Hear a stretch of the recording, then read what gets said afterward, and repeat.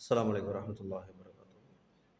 அல்ஹம்துலில்லாஹ் வஸ்ஸலாத்து வஸ்ஸலாமு அலா ரசூலில்லாஹி முஹம்மது பின் அப்துல்லா அம்மா பஅத். எல்லா புகழும் புகழ்ச்சிகளும் அல்லாஹ் ஒருவனுக்கே உண்டாகட்டுமாக. அவனுடைய அன்பும் கிருபையும் நபிகள் நாயகம் ஸல்லல்லாஹு அலைஹி வஸல்லம் அன்னலார் மீதும், அவரை பின்பற்றிய அவருடைய குடும்பத்தார்கள், உறவினர்கள், தோழர்கள், தோழியர்கள், நல்லடியார்கள் மீதும், யாரெல்லாம் இந்த மார்க்கம் எனக்கும் உங்களுக்கும் கிடைப்பதற்காக அர்ப்பணிப்போடு தியாகத்தோடு செயல்பட்டார்களோ அவர்கள் மீதும், என் குடும்பத்தார் உங்கள் குடும்பத்தார் மீதும், என் மீதும் உங்கள் மீதும் உண்டாகட்டுமாக. அன்புக்குரிய அல்லாஹுடைய நல்லடிகளை, ஈமானி உறவுகளே, ஒவ்வொரு திங்கட்கிழமை இரவுகளிலும் நாங்கள் ஃபிக்ஹ் பாடம், அதாவது ஜனாசா சம்பந்தமான பாடம் பார்த்து வருகிறோம்.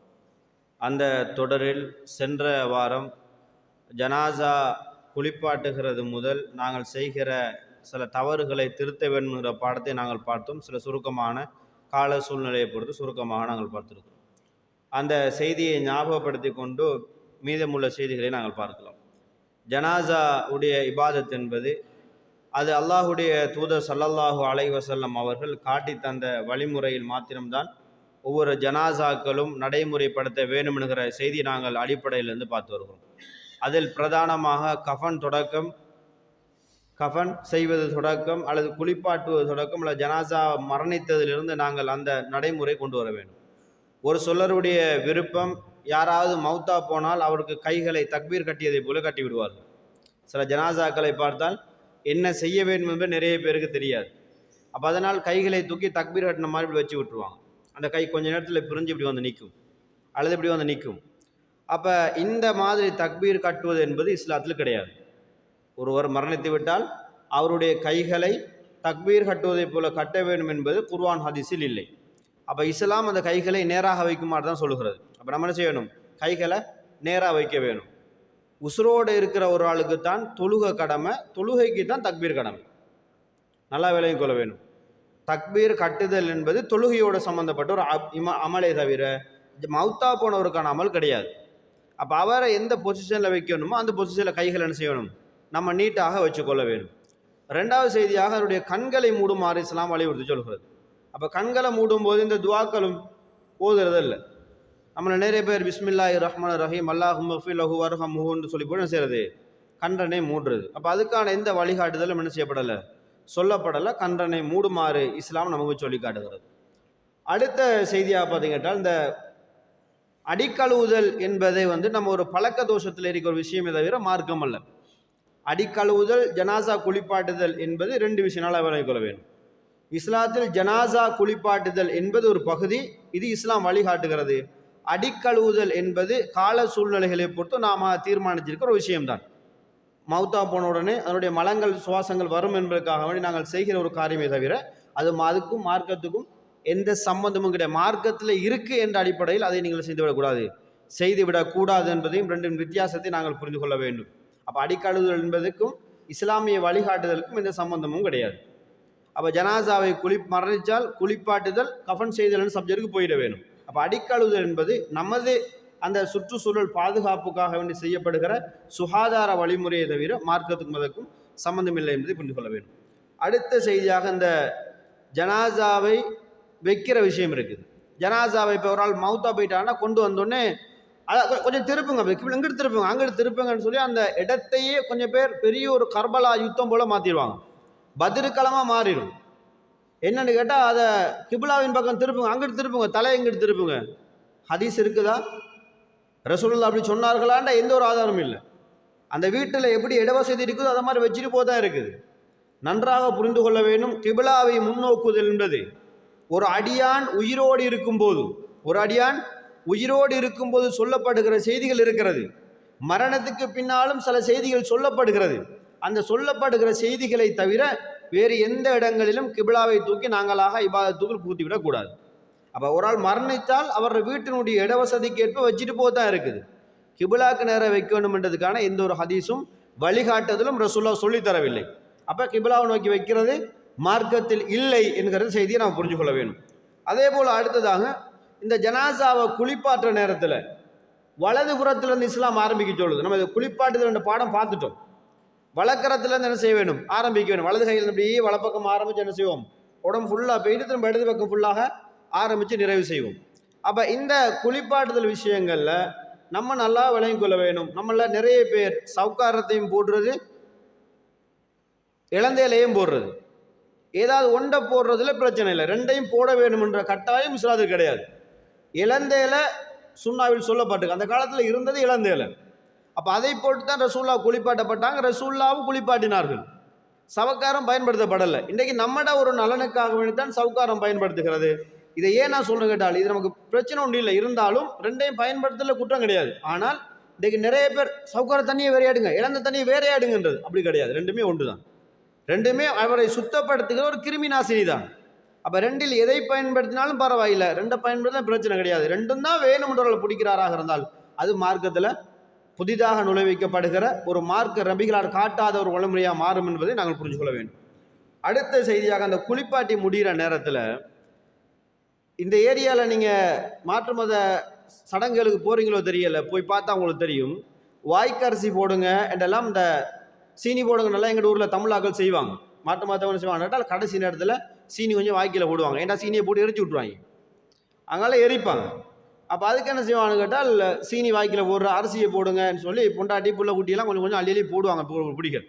அப்போ அதை மாதிரி நம்மட சமுதாயம் என்ன செய்கிறான்னு கேட்டால், இந்த ஜனாசா குளிப்பாட்டுகிற இந்த விஷயத்தில் புள்ள வாங்க, மாமா வாங்க, மச்சான் வாங்க, பொண்டாட்டியில தம்பி வாங்க, பொண்டாட்டியில வாப்பா வாங்க, எல்லாரும் கூப்பிட்டு வச்சு ஜனாசாவை குளிப்பாட்டி முடிச்சிருவாங்க. எப்படி ஒற்றைப்படியாக குளிப்பாட்டி முடிச்சாச்சு. இவங்க திரும்பிட்டு என்ன செய்வாங்க, ஆளுக்கு ஒரு 4-5 ஜொக்காளி ஊற்றுவாங்க. தலையிலேருந்து ஊற்றுங்க, மூக்கு கூப்போம், வாக்கி போகாமல் ஊற்றுங்க. இது மார்க்கத்தில் இல்லை, இது மார்க்கத்தில் இல்லை. இந்த கடைசி தண்ணி ஊற்றுங்க, முழுக்கு தண்ணி ஊற்றுங்கன்றதில்ல. முதல்ல ஜனாசா உழுந்துட்டா வீட்டை போய் தொழுன்ற அர்த்தம் அவனுக்கு. நீ மௌத்தா போறா என்ற அர்த்தம். கடைசி தண்ணி அவருக்கு ஊற்றி போட்டு இவர் அந்த போக்கு தான், பள்ளியும் இல்லை கபரும் இல்லை உரை. இந்த விஷயங்கள் இஸ்லாத்தில் கிடையாது. நீ கடைசி தண்ணி ஊற்றணும்டா உனக்கு ஊற்றிக்கோ. இன்றையோட நான் பள்ளிக்கு போகாமல் இருக்கிறத ஹராமாக்கணும், பள்ளிக்கு அப்போ தொடர்ந்து போகணும்னு அர்த்தம். இன்றையோட ஊர்பலைய கழுவுறதும் நுப்பாட்டணும், அதுக்கு தண்ணி ஊற்றி முழுவாட்டுங்க. முதலாவது முடிவு கட்டுங்க. அதுக்கு நீங்கள் இபாதசாலியாக மாற வேணும். ஜனாசாக்கு முடிவு கட்ட தேவையில்லை, அது முடிஞ்சு. அதுக்கு கடைசி தண்ணி ஊற்ற வேண்டியதெல்லாம் அது ஆரம்பத்தில் உசுரோடு இருக்கும்போது வாப்பாவை பார்க்கணும், தூக்கணும், உமாவை தூக்கணும், பார்க்கணும், எடுக்கணும், இறக்கம் காட்டணும், சகோதரர்மார்களை போய் பார்க்கணும், அவங்க நோய் நொடிகளுக்கு உதவி செய்ய வேணும். மௌத்தா போன போட தான் மொத்த கவலையும் ஒன்று காட்டுறது. இஸ்லாத்தில் கிடக்கிற ஷோ இது சும்மா ஆக்களுக்கு காட்டுற ஷோ. வந்தாக்களுக்கு நாங்கள் அது செய்கிறோம் இது செய்கிறோம் என்பது அந்த விஷயங்கள் நாம் புரிஞ்சு கொள்ள வேண்டும். அப்போ இந்த கடைசி தண்ணி ஊற்றுதல் என்பது இஸ்லாத்தில் கிடையாது. அதை யாரும் வலியுறுத்துற எந்த ஒரு ஆதாரம் மௌத்தா போகிற வரைக்கும் தேடினாலும் இதற்கான ஹதீஸ்கள் நீங்கள் கண்டுபிடிக்கவே முடியாது. பிறகு எங்கேயாவது தமிழ் புத்தகங்களில் வீரகேசரி பேப்பர்களில் படித்தாலே தவிர இஸ்லாத்தில் இல்லை. அடுத்த விஷயமாக, இந்த கஃனிடுதல் விஷயங்களில் அது பொதுவாக நமக்கு தெரியும் 3 துணிகள், 3 வெள்ளை துணிகளை நம்ம பயன்படுத்துகிறோம். எந்த கலர் வேண்டாலும் பயன்படுத்தலாம். ரசூலுல்லாஹ் தடை செய்த கலர்களை தவிர, நிறங்களை தவிர வேறு எந்த கலர்களிலும் கஃனை பயன்படுத்தலாம். ஆனால் சிறந்தது வெள்ளை துணி என்பதை நாங்கள் புரிந்து கொள்ள வேண்டும். விளங்கணும், பல துணிகள் பயன்படுத்தலாம், சிறந்தது இஸ்லாம் வெள்ளை துணியை இஸ்லாம் வலியுறுத்துகிறது என்கிற செய்தியை நாங்கள் புரிஞ்சு கொள்ள வேண்டும். அடுத்ததாக, ஜனாசாவை தூக்குற நேரங்களில் இப்போ நம்மளோட கிராமங்களில் இல்லை, அல்ஹம்துலில்லாஹ் அது முடிவாயிடுச்சு. அதுக்கு ஷஹாதா கலிமா சொல்லி கொண்டு போவாங்க. கீழே அஷ்ஹது அல்லா இலாஹ இல்லல்லாஹ் முஹம்மது ரசூலுல்லாஹ்னு பின் ஜனாசா என்ன செய்வாங்க, தூக்கி கொண்டு பல தொழுகைக்கு போகிற வரைக்கும் அல்லது தொழுகை நடக்கிற வரைக்கும் அதை ஓதி கொண்டு இருப்பாங்க. இப்போ முந்தைய ஒரு காலத்தில் வீட்டில் இருந்து பள்ளிக்கு தூக்கி கொண்டு போவோம் தொழுகைக்கு. இப்போ நம்ம கிராமங்களில் அது நடைமுறைப்படுத்தப்படுகிறது. அப்போ இந்த மாதிரி தூக்கிட்டு போகிற இடைவெளியில் அஷ்ஹது அல்லா இலாஹ இல்லல்லாஹ் வ அஷ்ஹது முஹம்மது ரசூலுல்லாஹ், லா இலாஹ இல்லல்லாஹ் முஹம்மது ரசூலுல்லாஹ்னு சொல்லி கொண்டு போவாங்க. இதுக்கு எந்த ஆதாரமும் கிடையாது, இதுக்கு எந்த ஒரு ஆதாரமான ஹதீஸ்களும் கிடையாது. ஜனாசாவை தூக்கினோமா, விறுவிறுப்பாக கொண்டு தொழுவிச்சோமா, அடுத்த நகருக்கு போக வேணும். அப்போ இந்த ஓதுற இந்த இதுகள் கிடையாது. அதே போல் ஜனாசாவை கொண்டு வச்சுட்டு தொழுகைக்காக வெயிட் பண்ணுகிற நேரத்தில் குல் சூறாவெல்லாம் ஓதுவாங்க. சூரா ஃபாத்தியா ஓதுறது, குல் சூறாக்களை ஓதுறது, இதுக்கு மார்க்கத்தில் எந்த அனுமதியும் வழிகாட்டுதலும் இல்லை. எதுக்கு சொல்லப்படுற காரணம், சும்மா நிற்கிற இடத்துல ஊர்பலாக கழுவக்கூடாது தானே, அதுக்காக ஓதினா நல்ல தானே. குர்ஆன் தானே ஓதினோம், குர்ஆன் ஓதுறே தப்பு இல்லை. இப்போ நாம சில ஏதாவது பிள்ளை சொன்னால் அவங்க எப்படி கொண்டார், குர்ஆன் ஓதவேனான்றாங்களே, குர்ஆன் ஓத சொல்லலை. அப்போ நாங்கள் மாறி கேட்போம், தொழுவுறது தப்பா, தொழுவுற தப்பில்லை, வாங்கல மகரிப் ஒரு 8 தொழுவோம், மகரிப் 8 தொழுவ தப்பில்லை தானே, தொழுவுறது தப்பா, தொழுவுறது தப்பு இல்லை. அப்போ 5 தொழுவுமே மகரிபை, சுபா ஒரு 10 தொழுவுமே, இஷாவை ஒரு 7 தொழுவுமே, வாங்கல வரமாட்டாங்க. ரசூலுல்லாஹ் 2, அது பாமர மக்களுக்கும் தெரியும். அப்போ உறவுகளை தொழுகிறது நன்மை தான், அதுக்காக சம்மந்தம் இல்லாமல் தொழக்கூடாது. குர்ஆன் ஓதுறது நன்மை தான், அதுக்கு தேவையில்லாத இடத்துல ஓதக்கூடாது. ஒருத்தன் சுஜூதில் நின்று ஓதுறான் அல்ஹம்துலில்லாஹி ரப்பில் ஆலமீன் என்று, சரி காணுவோமா? யாராவது காண மாட்டோம். சுஜூதில் வேற துவா இருக்கு. சமி அல்லாஹு லிமன் ஹமிதா சொன்ன பிறகு ஒரு ஆள் திரும்ப எழுமிட்டு குல் யா அய்யுல் காஃபிரூன் அல்லது அரை தலை ஓதிட்டு நிற்கிறான். எந்த பைத்தியகாரன்டா முன்னு ஓதிட்டு இருக்கான்? நம்ம மனசுல என்னடா ஓத தெரியாம ஒருத்தன் ஓதிட்டு இருக்கிறான். உறவுகளே, குர்ஆன் இபாதத் செய்வது ஒரு வழிகாட்டுதல். அது எங்க செய்யணுமோ அது அங்கே தான் செய்ய வேண்டும். அப்ப ரசூலுல்லாஹ் காட்டாத வழிமுறைகளில் நாம ஒன்றை கொண்டு வந்துட்டு இது ஓதுறது தவறா, குர்ஆன் ஓதுறது தப்பா, தொழுகிறது தப்பா, துவா கேட்கறது தப்பான்னு நிற்கக்கூடாது. அதெல்லாம் வேற வேற அமல், அதெல்லாம் வேற வேற அமல். அப்ப அதனால புரிஞ்சு கொள்ள வேண்டும், இந்த இடங்களில் குர்ஆன் ஓதுவதற்கு ரசூலுல்லாஹ் வழிகாட்டவில்லை என்பதை நாங்கள் புரிஞ்சு கொள்ள வேண்டும். அடுத்த செய்தியாக வந்துட்டு இந்த தொழுகை என்கிற பாடத்தை நம்ம வேறொரு சப்ஜெக்டாக பார்ப்போம். தொழுகையில் எப்படி எப்படி நம்ம நிற்க வேணும்னு செய்தி நம்ம பார்ப்போம். அப்போ அதுக்கு பிறகு இந்த ஜனாசாவை தூக்கி கபரடியில் வைக்கிற நேரங்களில் நம்ம நிறைய விஷயங்கள்ல அந்த மண் கட்டி உருட்டுற பழக்கம் நம்மளோட போகுதில்லை. அது இந்த கபர் இந்த ஜனாசாவை கிப்லானுக்கு பிஸ்மில்லாஹி வாலா மில்லத்தி ரசூலுல்லான்னு கபூரில் வச்ச பிறகு ஆக்கள் மண் கட்டி பிறகுறேன் என்னது, அது என்ன கழுத்து இப்படி பணிஞ்சிருமா? கழுத்து பணிஞ்சிரும். வீட்டில் படுக்கும்போது தலையை 3 தலைவாணி வச்சு படுக்கிறோம், இப்படி இருக்குது கழுத்து மேலே. 5 தலைவாணி வச்சு படுக்கிறார்கள் இருக்கிறாங்க, தலைவாணி இல்லாமல் படுக்கிறார்கள் இருக்காங்க. அப்போ அந்த டைமுக்கெல்லாம் கழுத்து கோண்டல, உசுரோடு இருக்கும்போது கழுத்து கோணல் நோய் வரதில்லை. மௌத்தா போனதான் நம்மளை வச்சு கல் கட்டி மாதிரி பெரட்டி உருட்டி காலை வச்சு விட்றது. இந்த வழிகாட்டுதல் இஸ்லாத்தில் இல்லை. மண் கட்டி வைத்தல் இஸ்லாத்தில் இல்லை. நம்ம நல்லா புரிஞ்சு கொள்ள வேணும். அது ஏன் செய்யப்படுது என்றால் செய்யக்கூடாது. ஒரு சிலருடைய உடம்பு வந்துட்டு ரொம்ப பெருக்கமாக இருக்கும், அப்போ கவுட்டி வச்சா தலை இப்படி கெப்பு பெரிய கெப்போண்டே இருக்கும். அந்த டிஸ்டன்ஸுகளை மெயின் பண்ணுறதுக்காகத்தான் அது வைக்கப்பட்டது தவிர நாம் இன்றைக்கு எல்லாருக்குமே வைக்க ஆரம்பிச்சிட்டோம். ரசூலுல்லாஹ் காலத்தில் எங்கேயுமே வச்சதாக ஹதீஸ்கள் கிடையாது. ரசூலுல்லாஹ் மண் கட்டி வச்சதா ஒரு ஹதீஸை கூட என்ன செய்ய முடியாது, ஆதாரபூர்வமான எந்த ஒரு ஹதீஸை நம்ம புறக்கி தேடினாலும் கூட கியாமத் நாள் வந்தாலும் தேட முடியாது. அப்போ ஒரு சில ஆக்கள், இப்போ நம்ம கபூர் அடி வெட்டுவோம் தானே, மேலே கூடாரம் வைக்கிறோம். ஏன் கூடாரம் வைக்கிறோம்? ரசூலுல்லாஹ் வைக்க சொன்னாங்களா? மழை பெஞ்சா நலஞ்சிருவனத்துக்கு வைக்கிறோம். இது மார்க்கம் அல்ல. அப்போ இந்த நம்ம அன்றைக்கு உருவாக்கி ஒரு ஹட் ஒன்று அடிக்கிறோம், இரும்பால் அடித்து இதை வைங்கன்னு வைக்கிறோம். அதுக்காக வார எல்லாரும் அதை வச்சாதான் நீ கபூர் வெட்டோன்னு வந்துட்டாங்கன்னா அது பிள்ளைய போயிடும். அப்போ இடம் தேவை, பொருள் வைத்து சில உலக விஷயங்கள் நடக்கும். அது சம்பிரதாயம், அது மார்க்கம் அல்ல. மார்க்கத்துக்கும் சம்பிரதாயத்துக்கும் வித்தியாசம் நம்ம புரிஞ்சு கொள்ள வேண்டும். அடுத்த செய்தியாக இந்த ஜனாசாவுடைய அடக்கஸ்தல விஷயங்கள்ல நம்ம புரிஞ்சு கொள்ள வேண்டும், அந்த கபறுகளுக்கு மேலே ரொம்ப உயரமாக நாங்கள் உயர்த்தக்கூடாது. கபறுகளை வெட்டினா எல்லா மண்ணையும் போடணும் கடமை கிடையாது. ஒரு சாண அளவு தான் என்ன செய்ய வேணும், அந்த கபறுகள் நிலத்திலேருந்து உயர வேண்டும். நம்மளை நிறைய பேர் வெட்டின எல்லா மண்ணையும் போட்டு குமிச்சு விட்றோம். அப்படி ஜோய் இந்த கபர் வணங்கியல் கட்டுற மாதிரி என்ன செய்யறது, பெருசாக போட்ட எல்லா மண்ணையும் குமிக்க நட. ஏண்டா அரைவாசி குழியை நம்ம மூடுறல, முக்கால்வாசி குழி மூடுபடாது, காவாசி குழி தான் மூடுபடும். அப்போ அதனால் எல்லா மண்ணையும் போடணும் இஸ்லாம் வலியுறுத்தலை. நிலத்தை விட ஒரு சாணல உயரமாக இருந்தால் போதும் என்று இஸ்லாம் வழி ரசூலுல்லாஹ் சொன்னாங்க. ஒரு சாணளவு நீங்கள் கபரை வைத்துக் கொள்ளுங்கள், அடையாளத்துக்காக வேண்டி, அடையாளத்துக்காக நீங்கள் வைத்துக் கொள்ளுங்கள். இறுதி பகுதிகள் என்ன பார்த்தீங்கன்னு கேட்டால், ரசூலுல்லாஹி ஸல்லல்லாஹு அலைஹி வஸல்லம் அவர்கள் இந்த கபருடைய விஷயத்தில் நம்ம இப்போ கல்லுகள் நட்டுறோம் தானே, இல்லை அடையாளத்துக்காக நட்டப்படுது, அடையாளத்துக்காக கல்லுகள் நட்டப்படுது, அது எந்த பிரச்சனையும் கிடையாது. ஆனால் நம்ம செடி மரங்கொடிகளை நட்டி விடுறோம் தானே. கொஞ்சம் பூமர தோட்டங்கள், ஜனாசா இல்லங்களை மையவாடிகளை பார்த்தீங்கன்னா அது ஒரு பூந்தோட்டமாக மாறிச்சு. அது என்னது, ஒரு பூஞ்சோலை ராகத்தாக ஃபன்னாக போய் கதைச்சிட்டு இருக்கிறதுக்கு, ஜொலியாக போய் மரத்துக்கிற உட்கார்றதுக்கு மாதிரி அழகா நல்ல நல்ல மரங்கள் நட்டப்படுகிறது. அப்போ இந்த மரஞ்செடிகள் கபருக்கு மேலே நட்டலாமா என்று கேட்டால் நட்டுறதுக்கு ஹதீஸ்ல இடம் கிடையாது. ஜனாசாக்களுக்கு மேலே கபர்களுக்கு மேலே மரம் செடி கொடிகள் நட்டுறதுக்கான எந்த ஒரு ஆதாரமான ஹதீஸ்களும் கிடையாது. நீங்கள் அப்படி நட்டுவோமாக இருந்தால் அதுக்கான ஹதீஸ்களை நம்ம காட்ட வேணும். ஒரு ஹதீஸை நம்ம பாடமாக்கி வச்சிருக்கிறோம். அல்லாஹ்வுடைய தூதர் ஸல்லல்லாஹு அலைஹி வஸல்லம் அவங்க தண்ட தோழரோட ஒரு இடம் பயணிக்கும் போது ஒரு மக்பராவை கபரடியை தாண்டி போகிறாங்க. அப்போ ரசூலுல்லாஹ் அந்த இடத்துல சொல்கிறாங்க, இந்த கபரடியில் இருக்கிற 2 ஜனாசாக்கள், 2 கபர்கள் வேதனை செய்யப்படுகிறது. வமாயு அஸ்தபானி பி கபீரின், இந்த 2 அடக்கம் செய்யப்பட்டவர்களும் பெரிய விஷயத்துக்காக அவர்கள் வேதனை செய்யப்படலை. முதலாவது சொல்கிறாங்க, அவர் சிறுநீர் கழிப்பதற்கான பாதுகாப்பு, அதாவது மறைவிடத்தை எடுத்துக்கொள்ளலை, அல்லது சிறுநீர் கழித்தது அவருடைய உடம்பில் தெரித்தது. 2 விதமான செய்தி வருகிறது, ஆனால் சிறுநீர் சம்பந்தப்பட்டது. அப்போ ஒழுங்காக சிறுநீர் கழிக்கலை அல்லது சிறுநீருக்கான பாதுகாப்பு சுத்த முறையை அவர் பயன்படுத்தலைன்னு அர்த்தம். இது முதலாவது கபரு. ரெண்டாவது கபரு நம்சி பின் நமீமா. அவர் புறம்பேசி தெரிஞ்சவர், அவதூறு குறைகள் ஆக்களை பற்றி பலா கழுவி தெரிஞ்சவர். அப்போ அந்த 2 பேருக்கும் மேலே தான் அல்லாஹ்வுடைய தூதர் ஸல்லல்லாஹு அலைஹி வஸல்லம் அவங்க ஈச்ச மரத்தில் நம்மட ஊரில் சொல்லப்போனால் தென்னை மரத்தில் அந்த கந்தை வெட்டி அந்த ஓலையை வெட்டி ரசூலுல்லாஹ் மேலே வச்சு விட்டு போயிட்டாங்க. சொன்னார்கள், இது காயும் வரைக்கும் அல்லாஹ்வுடைய பாவங்களை அல்லாஹ் குறைக்கலாம்ண்டாங்க. குறைக்கப்படும் அல்ல, குறைக்கும் என்று சொல்ல குறைக்கப்படலாம்னு நல்ல இடத்துல வச்சாங்க. இப்போ நம்மட கேள்வி, நாம் கபருக்கு மேலே பூ மரம் நட்டுகிறோம் என்றால் உங்களோட வாப்பா நரகவாதியாக இருக்கும்.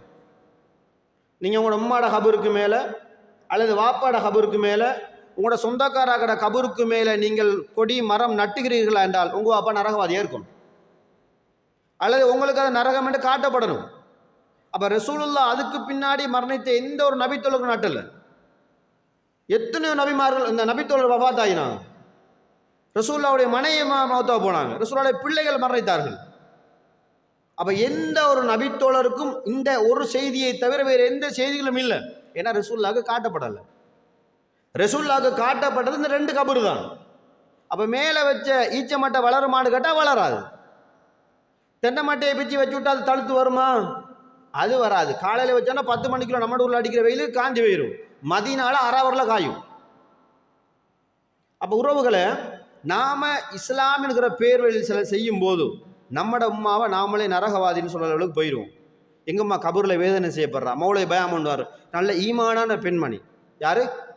மௌத்தா போனது தாய் இருக்கிறாங்களே, இந்த தந்தை இருக்கிறாவே நல்ல இபாதத் சாலி, குர்ஆனை அழகாக ஓதுறவர், பள்ளியோடு நெருக்கமானவர், மக்களோடு நல்லா நடக்கிறவர், மாஷா அல்லாஹ் என்று பயம் பண்ணி பூட்ட மரத்தை நட்டிட்டு வந்துடுவாங்க. ஏண்டா பாப்பா அதை சொன்னீங்க? அதை தொழுகை ஆலியாம், இபாதத் சாலியாம், குர்ஆன் ஓதுறாராம், நல்லமல் செய்கிறாராம், ஆனால் நரகவாதின்னு சொல்லி கொடி நட்டிட்டு வந்துடுறோம். அப்போ அன்புக்குரிய நாங்கள் புரிஞ்சு கொள்ள வேண்டும், இஸ்லாத்தில் அது இல்லை. ரசூலுல்லாஹ் அதுக்கு பிறகு செய்யலை. அப்போ அதில் இருந்த எல்லா கபர் மேலே ரசூலுல்லாஹ் நட்டிருக்கணுமே, நட்டலை. அந்த 2 மேலே தான் நட்டினார்கள். எந்த ஒரு ஹதீஸும் இல்லை உறவுகள் அதுக்கு நட்டுறதுக்கான. அப்போ நாமளாக சில நேரம் நமக்கு தெரியாதானே, சொர்க்கமான தெரியும், அதுக்காக நட்டி விடுறோம் என்பதற்காக நட்டிவிட முடியாது. அல்லாஹ்வுடைய மார்க்கத்தில் எனக்கும் உங்களுக்கும் அதிகாரம் இல்லை, அல்லாஹ்வுடைய தூதருக்கும் அதிகாரம் இல்லை. ரசூலுல்லாஹ்க்கு அது காட்டப்படாவிட்டால் ரசூலுல்லாஹ் நட்டிருக்க மாட்டாங்க.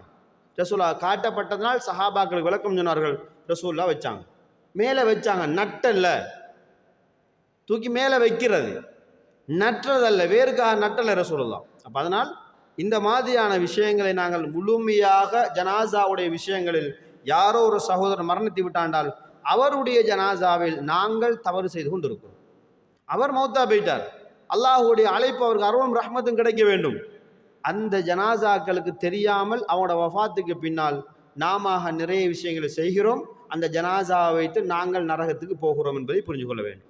அப்போ இந்த ஜனாசாவுடைய இந்த விஷயங்களில் நாங்கள் ஆணித்தரம் புரிஞ்ச இந்த விஷயங்கள் இஸ்லாத்தில் இல்லை என்பதை புரிந்து கொண்டு வாழுகிற நல்லாடியர்களாக உயிரோடு வாழும்போது நாங்கள் தாய் தந்தை மீது உறவுகளும் அன்பு வைத்திருக்கிறோம், அவர்களை நரகவாதிகளாக மாற்றிவிடக்கூடாது, அவர்களை அடையாளப்படுத்தி விடக்கூடாது. அவர்கள் எப்படிப்பட்டவர்களாக இருந்து கொண்டு போகட்டும், அது அல்லாஹ்வுக்கு மட்டுமே உரித்தானது.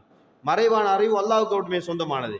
நாம அறிஞ்சு கொண்டு நாம நல்லம்தானே பரவாயில்லாதானே என்ற தீர்மானம் எடுப்பதற்கு அல்லாஹ் யாருக்கும் அதிகாரம் கொடுத்தது. அதனால தான் அல்லாஹ்வுடைய தூதர் சொல்கிறான், நபியே, நாங்கள் சொல்லாத ஒரு செய்தியை நீங்கள் சொன்னாலும் உங்களுடைய நாடி நரம்பை வழக்கரத்தால் பிடிச்சி தரிப்போன்னு அல்லாஹ் பேசுகிறான். யாருக்கு பேசுகிறான்? ரசூலுல்லாஹ்க்கு. அப்போ அன்புக்குரியவர்களே, இந்த ஜனாசாவுடைய பாடத்தின் சாராம்ச சுருக்கத்தில் மார்க்கத்தில் ஜனாசாவுக்கு சொல்லப்பட்ட விஷயங்கள் கண்மூடுதல், குளிப்பாட்டுதல், கஃனிடுதல், தொழுகை நடத்தல், அடக்கம் செய்தல். ரைட், அதுக்கு மேலே ஒன்றும் கிடையாது. இப்போ மரம் நாட்டின் நம்ம ரிசலாக்கள் அந்த குர்ஆன் வல்ஃபஜில் வாரது இல்லையா, யா யுவன் நப்சுல் முத்தமைனா அர்ஜிலா ரபிராது மார்லியா என்ற தண்ணி ஊற்றுற இந்த தண்ணி ஊற்றுதலை முழுமையாக நம்ம தவிர்த்து கொள்ள வேண்டும். அந்த குர்ஆன் வசனம் வந்து வேறு நல்ல ஆத்மாவை பற்றி பேசுது, நாம அதுக்கு மேலே தண்ணியை ஊற்றி விடுறோம். ஏன் டக்குன்னு கரையாக வந்து பிடிண்டா? உறவுகளை இல்லை, உறவுகளை நம்ம சிலது நலவுன்னு நினைக்கிறோம். அல்ஹம்துலில்லாஹ், அல்லாஹ் நமக்கு தெரியாமல் செய்து அல்லாஹ் மன்னிக்க வேண்டும். இது இஸ்லாத்தில் எந்த ஒரு ஆர்க்கப்புற விஷயம் செய்ய முடியாது. இதில் ஏதாவது நம்ம பார்க்கும்போது இது பிழை எல்லாம் என்னும்போது ரசூலா சொன்னார்கள். அதை நீங்கள் குர்ஆன் ஹதீஸிலும் தேடி பாருங்க. நான் சொன்ன செய்திகளை நீங்கள் உறவுகளே நீங்கள் நம்ம பண்ணுற எல்லா பயான்களையும் தெளிவாக இதில் பார்க்கலாம். ஃபேஸ்புக், யூடியூப்பில் பார்க்கலாம். மக்கா மஸ்ஜித் 1961 ரெஜிஸ்ட்ரேஷன் டேட் தான். யூடியூப்புக்கும் அதே பேர் தான், ஃபேஸ்புக்கும் அதே பேர் தான். இப்படி மௌலவி சொன்னார் இருக்கா? இன்றைக்கு தான் வந்துட்டு பெரிய பெரிய ஃபோன் அடிச்சு விட்டா உங்களுக்கு வரும் எல்லாம். மௌலவி சொன்னது உண்மையா பொய்யா, இருக்கா இல்லையா, யார் சொன்னாங்க, இப்படி நிறைய விஷயங்கள் இருக்கிறது. அப்போ அதனால் அந்த விஷயங்களை ஆழமாக புரிந்து கொண்டு வாழ்கிறவர்களாகவும் என்னையும் உங்களையும் பரிசுத்தப்படுத்துகிற அல்லது நம்மால் வேறு யாருக்கும் பாவம் சுமத்திராத அளவுக்கு அல்லாஹ் ரப்புல் ஆலமீன் எனக்கும் உங்களுக்கு மருள் செய்வானாக. வாஹிர் தவானா அல்ஹம்துலில்லாஹி ரப்பில் ஆலமீன். இன்ஷா அல்லாஹ் அடுத்த பகுதியினை இன்ஷா அல்லாஹ் நம்ம என்ன செய்வோம், தொழுகை சம்பந்தமான பாடத்தை வார ஞாயிற்றுக்கிழமை பார்ப்போம். அல்லாஹ் ரப்புல் ஆலமீன் அதையும் தெளிவாக படிக்கிற பாடத்தை அல்லாஹ் ரப்புல் ஆலமீன் எனக்கும் உங்களுக்கும் அதில் நேர்வழியை தந்து யாரையெல்லாம் அல்லாஹ் சொர்க்கவாதியாக சொல்கிறானோ அதில் ஒருவராக அல்லாஹ் ரப்புல் ஆலமீன் என்னை மூலமாக கொள்வானாக. சுப்ஹானக